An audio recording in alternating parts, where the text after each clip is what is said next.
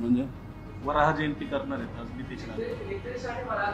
नैवेद्य कुठला नाही, पण ते एकटेच करतात का भाजपचे सर्वच नेते करणार आहेत?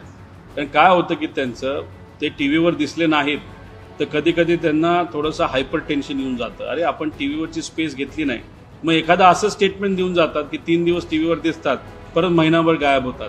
त्याचाच हा एक प्रयत्न असावा असं मला वाटतंय. आता मला असं वाटतं त्यांना मंत्रिपद मिळालंय, आधी मंत्रिपद मिळावं, नेत्याला खुश करावं म्हणून खूप प्रयत्न त्यांनी केले. आता कदाचित त्यांचा प्रयत्न असावा की देवेंद्र फडणवीस साहेब दिल्लीला एकदा गेले की राज्याचा मुख्यमंत्री हे नितेश राणे झाले पाहिजे. या प्रयत्नाला हा एक छोटासा प्रयत्न त्यांचा असावा असं आपल्याला म्हणावं लागेल. विषय तोच आहे, एक रडते, एक आक्रमक होते, एक वेड्यासारखं बोलते. म्हणजे महाराष्ट्राच्या हिताचे प्रश्न कुणीच मांडत नाही. सगळे आपापल्या हिताचे प्रश्न आणि स्ट्रॅटेजी, कुणी आक्रमक होण्याची स्ट्रॅटेजी, कुणी वेड्यासारखं काही बोलण्याची स्ट्रॅटेजी आणि कुणी रडण्याची स्ट्रॅटेजी.